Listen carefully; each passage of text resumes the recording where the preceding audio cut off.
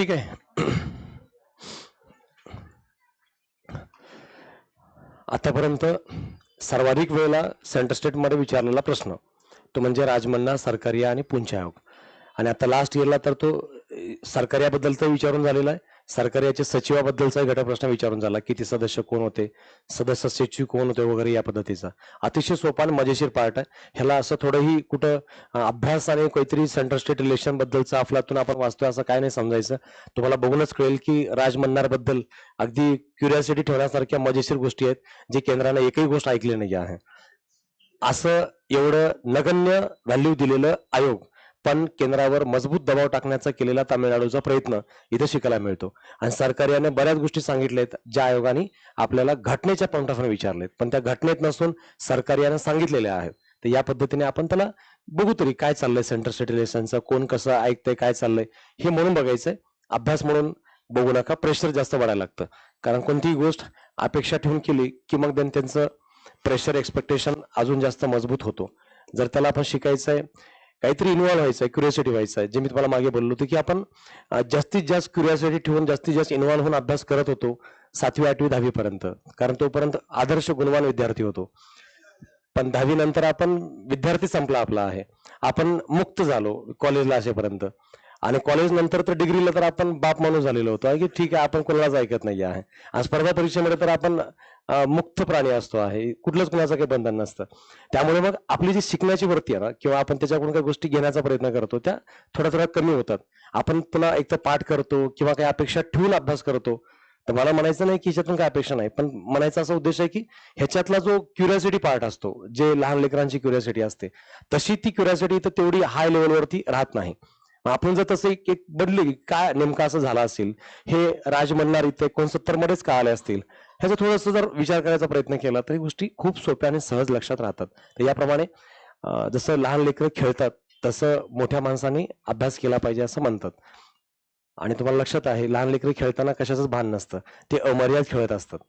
त्यांना आठवण करून द्यावी लागते जेवायचं आहे. आपल्याला अगोदर जेवायचं आठवतं, नंतर मग अभ्यास करायचं आठवतं, कारण आपण सगळं ठरवून करत असतो. आपण इन्व्हॉल्व होऊन नाही करत.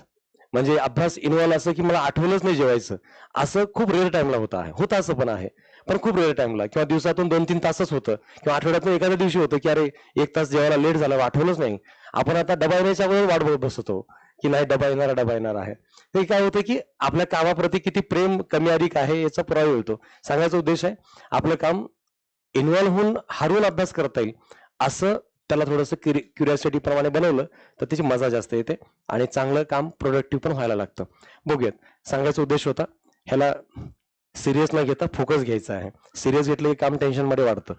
ठीक आहे. राजमन्नार 69 मध्ये आलेत. अध्यक्ष राजमन्नार आहेत, सदस्य मुदलियार आणि चंद्रा रेड्डी. नाव लक्षात ठेवा, मुदलियार आणि चंद्रा रेड्डी, कारण तिथले सदस्य विचारले नाहीत, इकडले विचारून झालेलं आहे. मुदलियार आणि चंद्रा रेड्डी. अहवाल आलाय 1972 मध्ये, आणि या अहवालाला 2022 मध्ये 50 वर्ष पूर्ण झालेली आहेत. अहवाल समिती अहवाल तामिळनाडू सरकारला, कारण तामिळनाडू सरकारने ही समिती स्थापन केलेली होती आहे.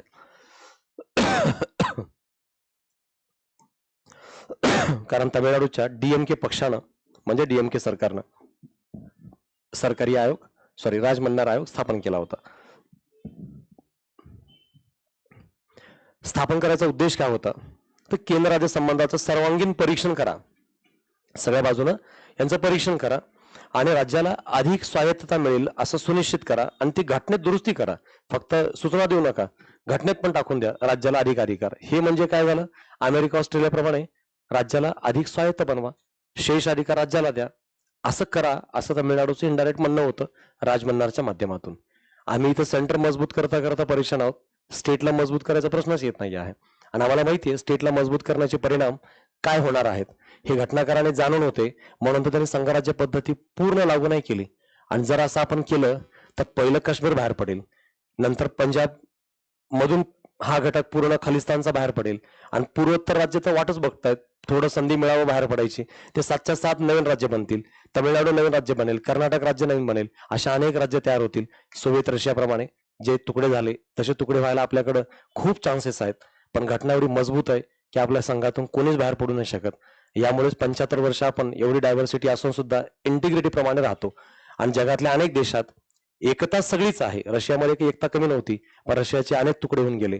युरोपातले सगळे एक आहेत, पण अजूनही ती एक नाही आहेत. अशी व्यवस्था हे डायव्हर्सिटी नसताना तिथं आहे. आपल्याकडं डायव्हर्सिटी अमर्याद आहे.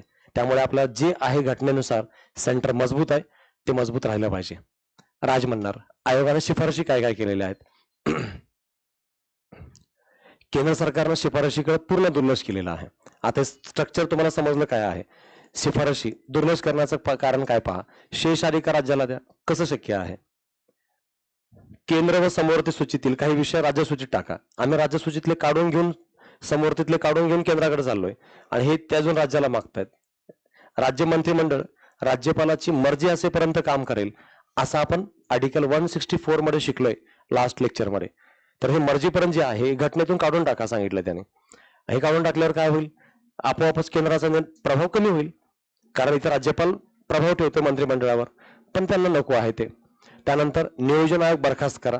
आम्ही केलं आता नरेंद्र मोदींच्या कालावधीमध्ये, पण त्या ठिकाणी त्यांनी सांगितलं होतं त्याला वैधानिक बनवा.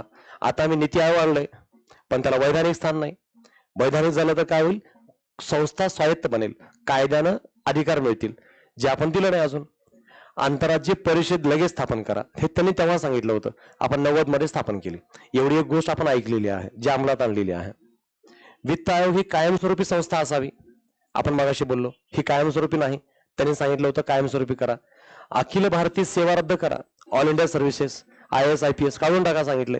शक्यच नाही आहे, कारण त्यांना माहिती आहे UP बिहारचा बी तिथं जाऊन तमिळनाडूमध्ये IAS IPS बनतो किंवा तिथं काम करतो, तर त्यांना नको आहे ते. आमच्या सेवा आमच्या राज्यात पाहिजे. राष्ट्रपती, हा शब्द राष्ट्रपती आहे. राष्ट्रपती राजवटी संबंधात सर्व कलम घटनेतून काढा. म्हणजे काय? 356. म्हणजे वडिलांचं इथं काही पॉवर ठेवणंच नाही आहे. घराच्या सगळ्या चाव्या, घराचे सगळे पॉवर आपण आपल्याकडे घेण्याचा प्रयत्न केल्यासारखा आहे. मग वडील काय म्हणतील, तू तू घरातून निघ, घर घेऊन जाऊ नको घराच्या बाहेर. सो अल्टिमेटली राज्याला पॉवर द्यायचा प्रश्न राहत नाही. आता सरकारी आयोग आलेला 83 मध्ये, आता याला 40 वर्ष पूर्ण 2023 मध्ये. ऑलरेडी मागच्या वर्षी 23लाच आयोगाने सरकार्याबद्दल प्रश्न विचारलाय. अध्यक्ष सरकारिया B शिवरामन सदस्य, SR सेन हे सदस्य. 87 मध्ये त्यांनी अहवाल दिला. 88ला अहवालाचा सारांश पब्लिश झालेला आहे. आणि आयोगाचा उद्देश खूप महत्वाचा होता. सर्व विषयावरील सध्याचा केंद्र राज्य संबंधाचं परीक्षण करा. जे ऑल सेंटर स्टेट रिलेशन बद्दलचे विषय आहेत त्याचं परीक्षण करा, त्याचा आढावा घ्या आणि त्यात योग्य ते बदल सुचवा, असं त्यांनी सांगितलं होतं. म्हणजे इथं सेंटर स्टेट रिलेशन आता 50 पासून जे काय अंमलात आले त्याच्याबद्दलचं रिव्ह्यू घ्यावं आणि जे काही चेंजेस करणं आवश्यक वाटतंय ते करण्याचा विचार सुचवा. राजमंडारने काय सांगितलं होतं? राज्याला स्वायत्तता देणे, राज्याचे पॉवर वाढवणे हा उद्देशानं आला होता. इथं संतुलन आहे, सुधारणा करणे या उद्देशानं सुचवलेल्या घटकाचा पार्ट होता आहे. सरकार्याने सांगितलेल्या शिफारशी काय आहेत? 247 शिफारशी आहेत यांच्या. यापैकी शिफारस काय काय आहेत पहा. कायमस्वरूपी आंतरराज्यीय आंतरराज्यीय परिषद स्थापन करावी आणि त्याला नाव आंतरशासन परिषद द्यावं. जे आपण मगाशी बोललो, त्यांनी सांगितलं होतं आंतरराज्य शासन करा, आंतरराज्य नको. अखेरचा पर्याय म्हणून क्वचित प्रसंगीच 356चा वापर करा. म्हणजे राष्ट्रपती राजवट नेहमी नका लावू. लास्ट पर्याय म्हणून जेव्हा गरजेचं वाटतंय तेव्हाच याबद्दल कार्य करावं, हा उद्देश त्यांचा होता. समवर्ती सूचीतील विषयावर कायदा करण्यापूर्वी राज्याशी पण विचार विनिमय करा. कॉन्करंट सब्जेक्ट आहे तर तेव्हा तुम्ही राज्याचा पण विचार घ्या, जेणेकरून दोघात संवाद चांगला होईल. पण आपण असं करत नाही. एकतर तो विषय पुन्हा समवर्ती आहे, सेंटर आपला प्रभाव दाखवायचा प्रयत्न करतं, राज्याचा विचार घ्यायचा प्रश्नच येत नाही. अखिल भारतीय सेवा अधिक मजबूत करा, त्यांनी काढून टाकायला सांगितलं होतं राजमंडारने. हे सांगितलं अजून मजबूत करा आणि अजून काही नवीन सेवा तयार करा. ह्याने नवीन पण सांगितलं, जसं की आपण अगोदर IAS IPS होतं, नंतर आपण फॉरेस्ट आणलं, इंडियन फॉरेस्ट सर्व्हिस.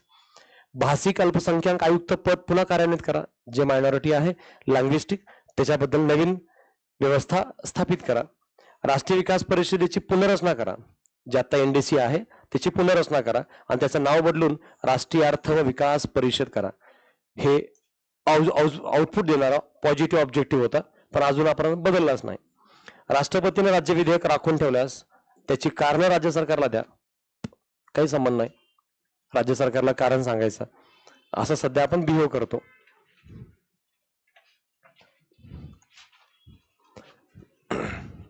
पुंछी आयोग कधी आलेला आहे? 7 मध्ये. अध्यक्ष होते मदन मोहन पुंछी, सदस्य धीरेंद्र सिंग दुग्गल, माधव मेनन आणि बागची. फक्त सरनेम लक्षात ठेवा, सिंग, दुग्गल, माधव मेनन आणि बागची. आणि बागची यांच्या निधनानंतर विजय शंकर हे त्या ठिकाणी त्यांची नियुक्ती करण्यात आलेली होती. विजय शंकर. काय उद्देश काय आहे? सरकारी आयोगानं सेंट्रल स्टेट रिलेशनचा जो आढावा घेतला, त्यानंतर देशाच्या राज्य व्यवस्थेत आणि अर्थव्यवस्थेत बरेच बदल झालेत.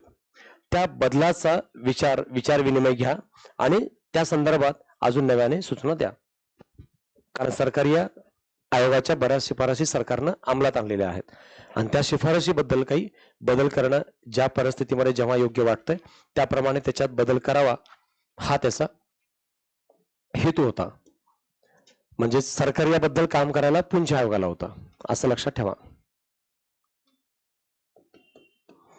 एकूण 310 शिफारशी पुंछ आयोगानं 310 शिफारशी दिल्या होत्या आहेत. नंबर 1, राज्य सूचीतील आणि समवर्ती सूचित वर्ग केलेल्या विषयाबाबत राज्याबरोबर केंद्राने लवचिक दृष्टिकोन ठेवावा. म्हणजे या संदर्भात लवचिक दृष्टिकोन, फ्लेक्झिबल पॉलिसी असली पाहिजे, हा घटक आहे. म्हणजे सेंट्रल स्टेट रिलेशन मध्ये एक फ्लेक्झिबिलिटी ठेवावी. समान धोरण असलेले आणि समान अधिकार असलेले विषय फक्त संघराज्यानं हाताळावं. समान धोरण, समान विषय असेल तर संघराज्यानं हाताळलं पाहिजे. यांच्या शिफारशी तेवढ्या ओळखीतल्या कुठेही नाहीत किंवा अंमलात आलेल्या दिसत नाहीत. ऑड पॉइंट आहेत बरेच. अधिकार क्षेत्र असलेल्या विषयाबाबत समान अधिकार आहेत. आंतरराज्यीय परिषदेला परीक्षण करण्याची कायमस्वरूपी भूमिका द्या. जर एखादे समान अधिकार असलेले विषयच असतील तर आंतरराज्यीय परिषदेकडे ते दिला तर चालेल, कायमस्वरूपी भूमिका त्यांनी बजावं. काही विषय करार किंवा ठरावामुळे उद्भवणाऱ्या राज्याच्या आर्थिक जबाबदाऱ्या आणि राज्याच्या वित्तीय आयोगाच्या कार्यक्षेत्रात कायमस्वरूपी असाव्यात. म्हणजे इथं काही अनेक करार असतात, राज्यातले करार असतात, सेंट्रल स्टेट सोबतचे करार असतात. त्या कराराबाबत ज्या समस्या उद्भवतात त्या संदर्भातही याबद्दलची भूमिका कायमस्वरूपी करण्यात यावी आयोगाकडे, जेणेकरून तिथले प्रश्न सोडवता येऊ शकतात. आरोग्य, शिक्षण, अभियांत्रिकी आणि न्याय व्यवस्था अशा क्षेत्रासाठी नवीन अखिल भारतीय सेवा निर्माण करावी. जसं आता 3 आहेत, त्याच्यात आता डिमांड बरीच आहे. Indian engineering service, Indian medical service, Indian judicial service, अजून आहे इंडियन एज्युकेशनल सर्व्हिस सुद्धा, जी यायला पाहिजे. इंडियन एज्युकेशनल सर्व्हिस आली तर काय होईल? जिल्हा शिक्षण अधिकारी तयार होईल. मग जिल्ह्याचं शिक्षण फक्त तो बघेल. मग देन रिफॉर्म्स करण्याच्या, इम्प्लिमेंट करण्याच्या पॉईंट ऑफ व्ह्यूनं शिक्षणात अजून बऱ्याच गोष्टी बदल होऊ शकतात, पण सध्या असे कुठलेही चान्सेस नाही आहेत.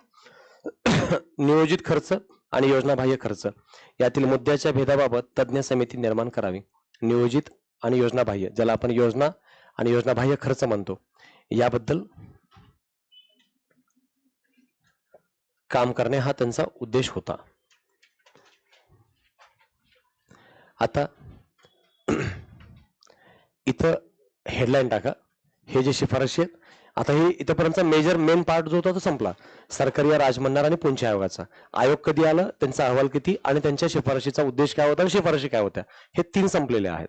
आता इथून जे पेजेस आहेत, पुढचे जे पार्ट आहेत ते राज्य विधिमंडळ आणि राज्यपालाबद्दल या आयोगाने दिलेल्या शिफारशी आहेत आणि त्यासोबत पुंछ आयोगाने त्याच्यावर काय सांगितलं त्याच्याबद्दलचा घटक आहे.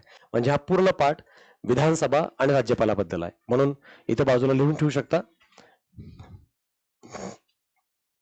राज्यपाल, राज्य विधिमंडळ बाबत शिफारशी.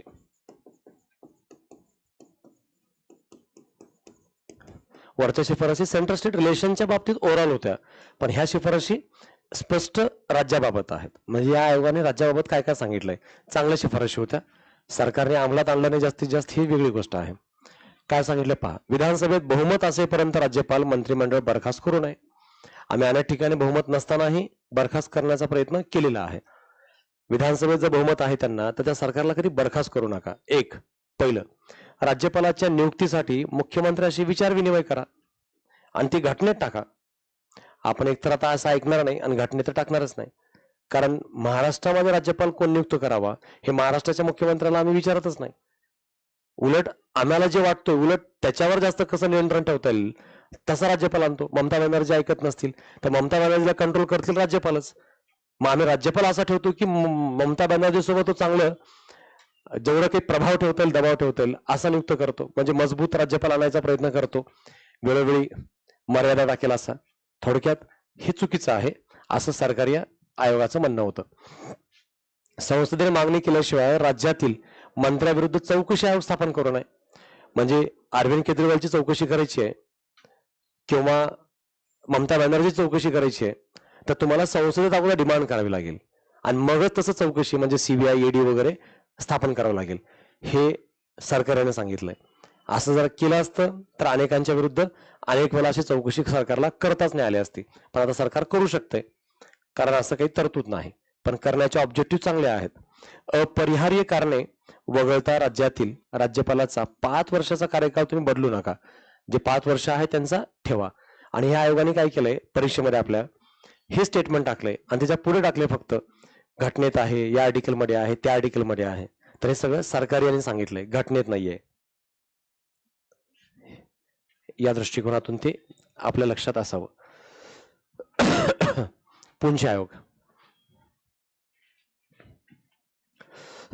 राज्यपालाची निवड करताना केंद्राने सरकारी आयोगाने केलेल्या शिफारशी निकषाचं पालन करावं, त्यांच्या अधिकाराचं पालन करावं. मग सरकारी काय सांगितलं होतं त्याचं पालन करायला सांगितलं पुंछ आयोगाने. काय काय सांगितलं पहा. राज्यपाल एखाद्या क्षेत्रात अग्रगण्य असावा. राज्यपाल ज्याला नियुक्त कराल तो त्या त्या क्षेत्रात अग्रगण्य म्हणजे कोणतरी स्पेशल आहे, लेखक आहेत, प्रशासकीय अनुभव आहे, पॉलिटिकल विशेष कोणते तज्ज्ञ आहेत, असं कोणतरी नावाजलेले असावेत कारण ते शेवटी सन्माननीय पद आहे असा त्यांचा उद्देश होता. तो राज्याबाहेरचा असावा, हे आम्ही ऐकतो राज्याबाहेरचाच नियुक्त करतो. तो अलिप्त असावा आणि राज्यातील स्थानिक राजकारणात गुंतलेला नसावा. पण आमच्याकडे असं नव्हतंच गेले 5-6 वर्षात. स्थानिक राजकारणातही गुंतलेले होते आणि ते अलिप्तही नव्हते. राज्य सरकारच सांभाळत होते की काय असं दबाव अनेक वेळा पाहायला मिळत होता. त्यांचा राजकारणात खूप मोठा सहभाग विशेषत्वाने अलीकडे नसावा. आम्ही अलीकडे असलेलाच घेतला होता. म्हणजे उत्तराखंडचे मुख्यमंत्री होते आणि आम्ही डायरेक्ट इमिडिएटली महाराष्ट्रात राज्यपाल त्यांना बनवलं. हे सरकारने सांगितलंय. हे 4 शिफारशी सरकारने सांगितलंय आणि पुंचीनं काय सांगितलंय त्याचं पालन करा म्हणून खाली टीप लक्षात ठेवा. वरील 4ही शिफारशी सरकारी आयोगाने केलेल्या असून त्याची अंमलबजावणी करायला सांगितलंय पुंछ आयोगाने. काटेकोरपणे व्हावी असं मत पुंचीनं सांगितलेलं आहे. मग परीक्षेत जर आलं हे कुणाच्या शिफारशी आहेत तर आलवे सरकारी सांगायचं. सरकारी आयोगानं शिफारशी दिलेल्या आहेत. फक्त त्याला अंमलात आणण्याबद्दल कोण सांगितलंय तर पुंछ आयोग. राज्यपाल ठराविक 5 वर्षाचा कार्यकाल असावा. केवळ केंद्रातील सरकारच्या मर्जीनंतर मग त्याला पदच्युत किंवा बडतर्फ असं करणं योग्य नाही. म्हणजेच 5 वर्ष ठेवा आणि डायरेक्ट केंद्राची मर्जी म्हणून त्यांना कधीही असं काढायचा प्रयत्न करू नका.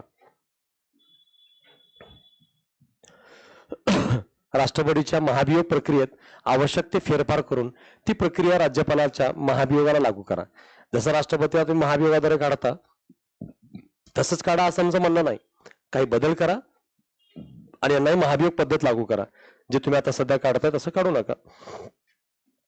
राज्यपाल हे विद्यापीठाचे कुलगुरू किंवा इतर वैधानिक पदावर असण्याची प्रथा रद्द करा.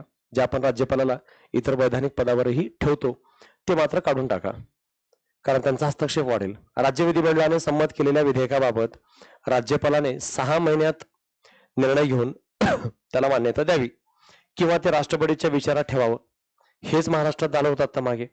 महाराष्ट्राच्या राज्यपालाने 6 महिन्यात काही सांगितलं पण नाही आणि ते विषय राष्ट्रपतीकडे पाठवला पण नाही. असं करू नका हे त्यांनी सांगितलं होतं. म्हणजे असं अनेक वर्षापासून राज्यात होतंय.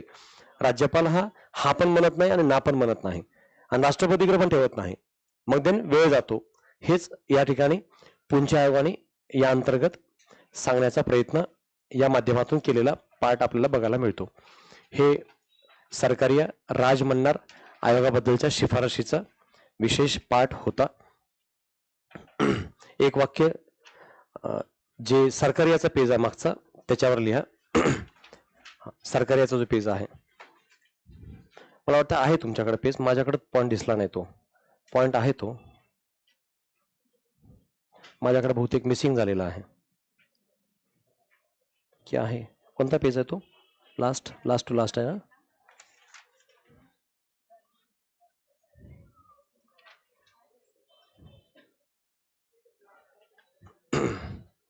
हा यस, हा आयोग.